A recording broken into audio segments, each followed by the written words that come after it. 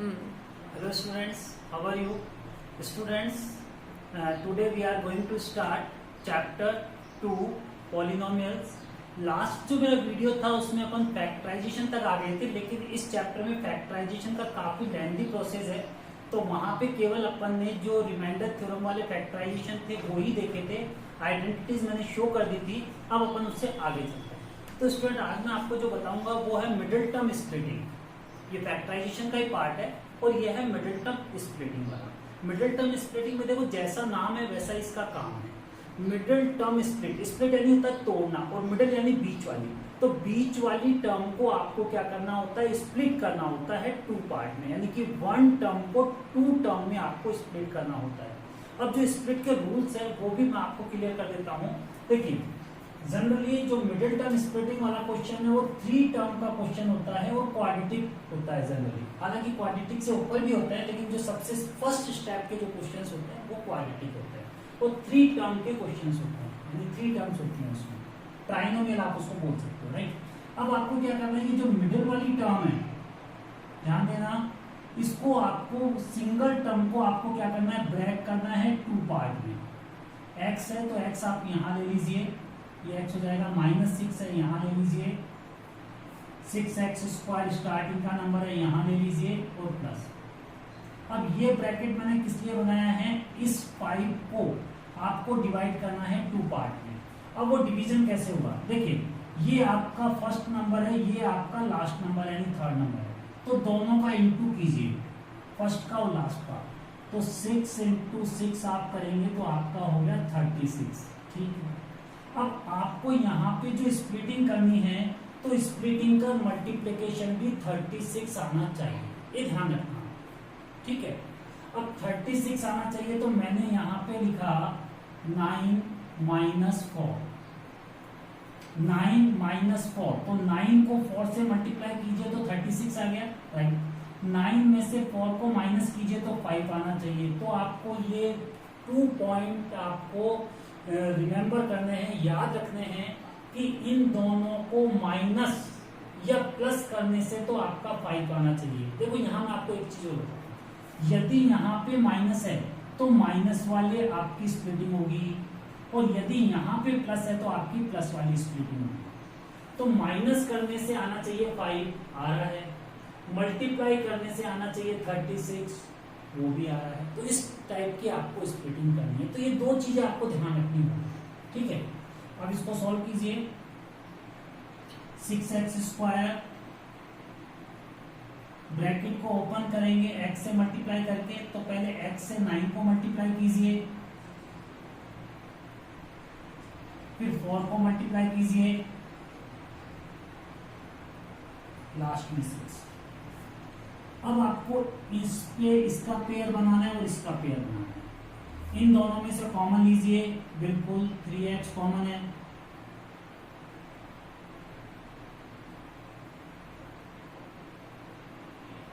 देखो यहां मैं क्लियर करता हूं, 3 आपने कॉमन लिया।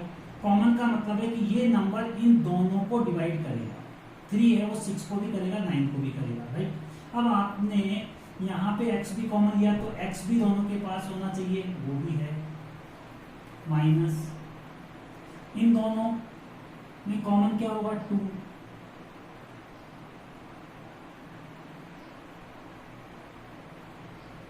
टू की टेबल बोलिए, जब तक 4 नहीं आता 2 टाइम्स x तो आ ही गया।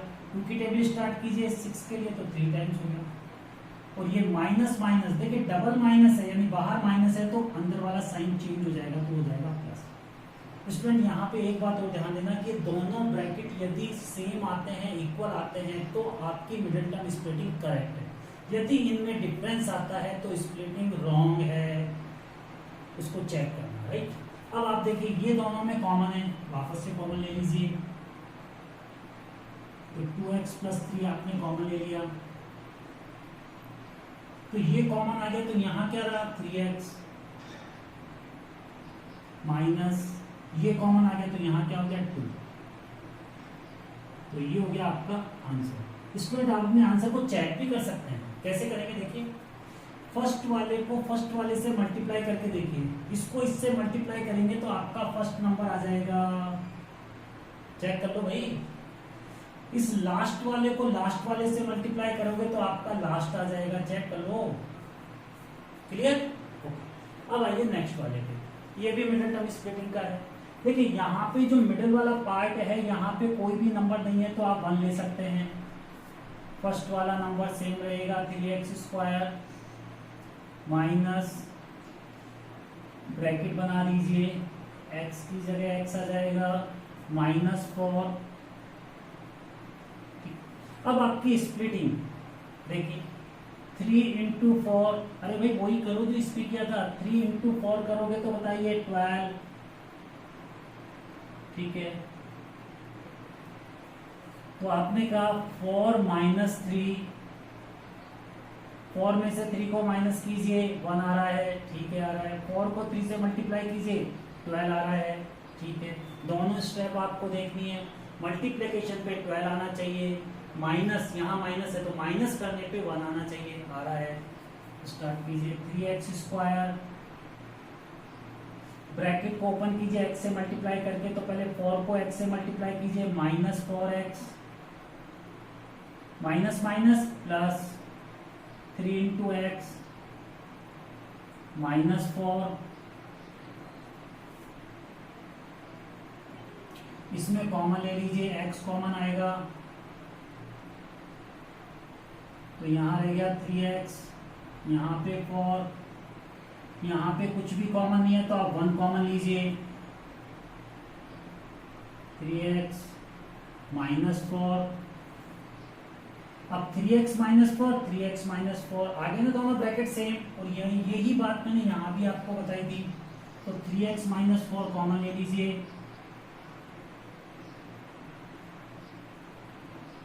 तो इसके बाहर क्या था x, और इसके बाहर क्या है 1, ये आपका फैक्टराइज हो गया। चेक कर लो भाई, फर्स्ट नंबर को फर्स्ट नंबर से मल्टीप्लाई करके देख लो, फर्स्ट नंबर आएगा। लास्ट वाले को लास्ट से मल्टीप्लाई करके देख लो, लास्ट आएगा। क्लियर? तो स्टूडेंट नेक्स्ट क्वेश्चन है अपने पास फैक्टराइज का, एक क्यूबिक वाला है। जो इससे पहले था क्वाड्रेटिक था, जिसपे अपन मिडिल टर्म स्प्लिटिंग कर रहे थे, बट ये क्यूबिक वाला है, यानी x की पावर क्या है 3, तो क्यूबिक पॉलिनोमियल हो गया। ये भी क्यूबिक पॉलिनोमियल है। ये क्वेश्चन 1 क्वेश्चन 2, पहले अपन इसको सॉल्व करते हैं। तो स्टूडेंट मैं आपको बता दूं कि ये जो क्यूबिक पॉलिनोमियल है, इसमें क्या है कि क्वेश्चन थोड़े लेंथी होते हैं, लेकिन यहाँ पे क्या है कि 2 तरह के क्वेश्चन होते हैं। एक होता है शॉर्ट ट्रिक वाला क्वेश्चन और एक होता है लॉन्ग वाला क्वेश्चन। अब आपको कैसे पता लगेगा कि ये शॉर्ट ट्रिक वाला क्वेश्चन है या लॉन्ग वाला क्वेश्चन है? तो देखो ये भी मैं आपको क्लियर कर देता हूँ। ये मेरा क्वेश्चन है, देखिए आपको करना ये है कि यहां से 2 के पेयर बनाने हैं, राइट। इसमें आप कॉमन लीजिए, तो x आपके पास कॉमन आ रहा है, तो आपके पास रह गया x² कॉमन आ रहा है, तो आपके पास रह गया x -2। यहां कुछ भी कॉमन नहीं है तो आपने 1 कॉमन ले लिया, तो x माइनस प्लस -2। स्टूडेंट यदि ये दोनों ब्रैकेट सेम आ जाते हैं तब तो ये आपका शॉर्ट ट्रिक वाला क्वेश्चन हो गया। ये दोनों ब्रैकेट सेम आने चाहिए, आ रहे हैं ना, तो शॉर्ट ट्रिक वाला हो गया। तो आप x -2 कॉमन ले सकते हैं, क्योंकि दोनों में है ना ये, इसलिए इसके बाहर क्या है x² और यहां पर है माइनस। ये आपका सॉल्व हो गया। चाहे तो आप इसको आइडेंटिटी से एक स्टेप और बढ़ा सकते हैं। ये आइडेंटिटी हो गई आपकी 1 टाइम प्लस और 1 time minus, so x +1 and x -1। तो स्टूडेंट ये तो हो गया आपका शॉर्ट ट्रिक वाला, ठीक है। लेकिन यदि आपने 2 के पेयर बनाए और दोनों ब्रैकेट सेम नहीं आ रहे हैं तो फिर ये क्वेश्चन आपका लॉन्ग वाला पार्ट हो जाता है, ठीक है। तो लॉन्ग वाले को कैसे सॉल्व करेंगे ये भी देखिए। देखिए सबसे पहले ये आपका पॉलिनोमियल है, तो आप इसको शो करेंगे पॉलिनोमियल से, p से, और वेरिएबल हो गया x, तो ये करेंगे आप x। अब स्टूडेंट आपको करना ये है कि x की कोई ऐसी वैल्यू आपको पुट करनी है जो इस पॉलिनोमियल को 0 बनाती है। तो जनरली आप x की वैल्यू +1 या -1 में से कोई सेलेक्ट कर सकते हैं। यदि इससे 0 नहीं हो रहा है तो +2 -2 में से कोई सेलेक्ट कर सकते हैं। तो 90% क्वेश्चन आपके यहां तक सॉल्व हो जाएंगे। ठीक है, तो देखिए यहां पे अपन पुट कर रहे हैं p, x की वैल्यू अपन पुट कर रहे हैं -1। अब आप कहेंगे कि सर आपने -1 ही पुट क्यों किया, आप +1 भी तो पुट कर सकते थे। कर सकता था, लेकिन देखो यहाँ पे चेक करना, यदि मैं x की वैल्यू +1 पुट करता हूं तो ये पूरा क्वेश्चन मेरा प्लस में है। तो पूरा क्वेश्चन जब प्लस में है तो क्या ये पार्ट 0 बन जाएगा? नहीं बनेगा, कभी नहीं बनेगा, क्योंकि प्लस वाले नंबर तो सब ऐड होते जाएंगे, तो 0 कैसे बनेगा? 0 तो तब बनेगा ना जब आधे नंबर तो नेगेटिव होने चाहिए और आधे उसके पॉजिटिव होने चाहिए, ताकि वो एक दूसरे को कैंसिल कर सके और 0 ला सके। तो इसलिए मैंने यहाँ पे +1 को रिजेक्ट किया और -1 में यहाँ पे पुट कर रहा हूँ। ठीक है, तो जहां पे भी x है वहां -1 पुट करेंगे, तो -1 की पावर 3 13, -1 की पावर 2 32, -1 +20। कुछ नहीं किया, जहां पे x था -1 पुट किया है, ये -1 हो गया। -1 की पावर 3, तो 1 की पावर 3 तो 1 ही हो गया, और माइनस है तो माइनस हो गया। -1 की पावर 2 1 होता है, 1 इंटू 13, करेक्ट 13। 32 को -1 से इंटू कीजिए, माइनस का 32 +20। ये दोनों हो गए आपके नेगेटिव के, तो -32 -1 तो -33, और ये दोनों हो गए आपके प्लस के, तो ये भी हो गया प्लस का 33, तो ये हो गया आपका 0। तो स्टूडेंट यहाँ पे 0 किसने बनाया? -1 ने, यानी आपने x की वैल्यू क्या पुट की थी? -1 पुट की थी, जिसकी वजह से 0 बना। -1 को इधर ट्रांसपोज कीजिए, सो x + 1 = 0। तो ये 0 बना रहा है, इसलिए क्या हो गया? ये इसका एक फैक्टर हो गया। तो x + 1 is a factor of the polynomial. अब ये क्यूबिक पॉलिनोमियल है, और आपको पता है कि जितनी पावर होती है तो उसके फैक्टर या जीरोस भी उतने ही होते हैं। तो ये क्यूबिक है, तो इसके कितने जीरोस होंगे स्टूडेंट? 3 जीरोस होंगे। क्लियर है? 1 0 आपका निकल के आ गया। अब इसके 2 जीरोस अपन को और फाइंड आउट करना है। ठीक है, तो देखिए यहां स्टार्ट कर देता हूं, इसको इरेज कर देता हूं मैं।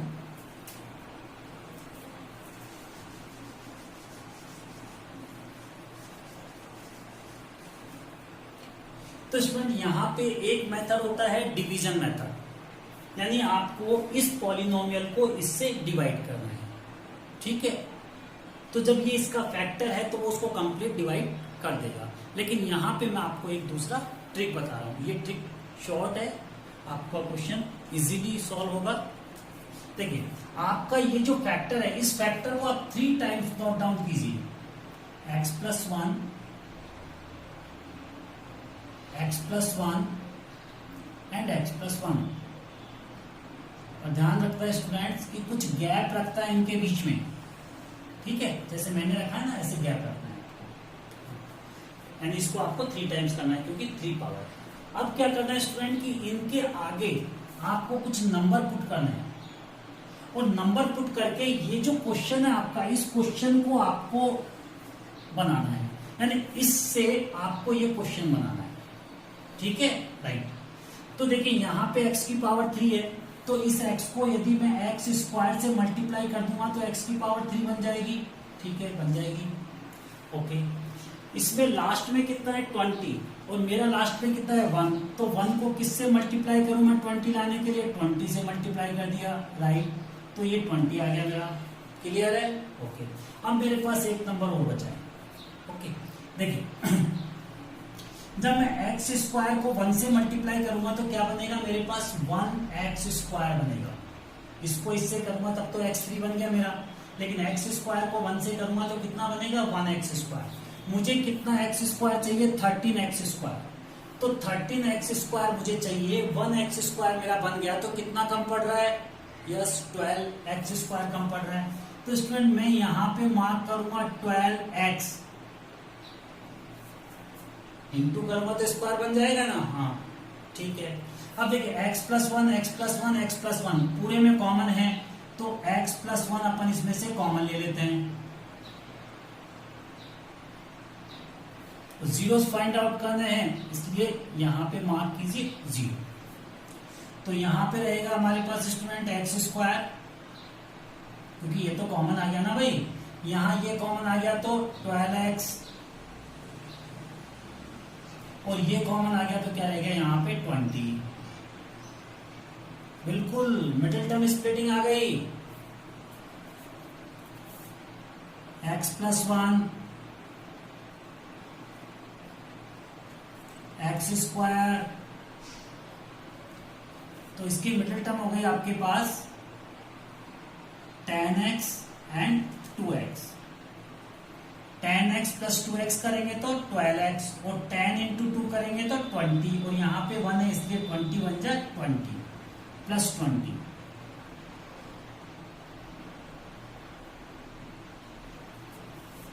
x plus one,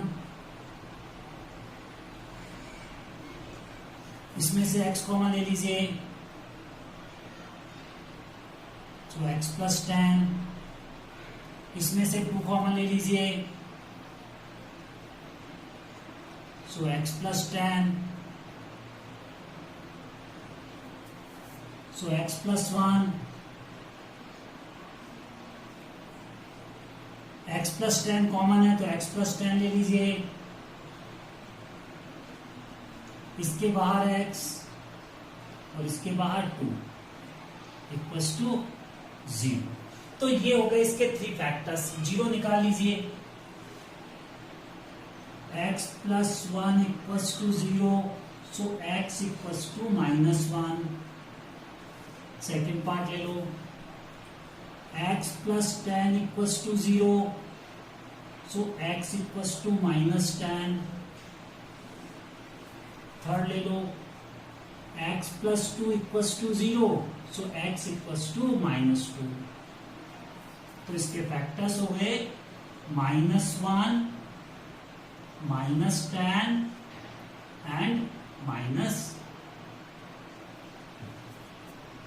okay students, आ गया होगा आपको समझ में? हाँ तो स्टूडेंट, नेक्स्ट वीडियो में फैक्टराइज वाले पार्ट से रिलेटेड जो डिफरेंट टाइप क्वेश्चंस हैं वो अपन डिस्कस करेंगे। तो नेक्स्ट वीडियो आप देखना नहीं भूलना, उसमें जितने भी तरह के क्वेश्चंस पेपर्स में जनरली आते हैं तो उन पे मैं डिस्कस करूंगा। Okay, good.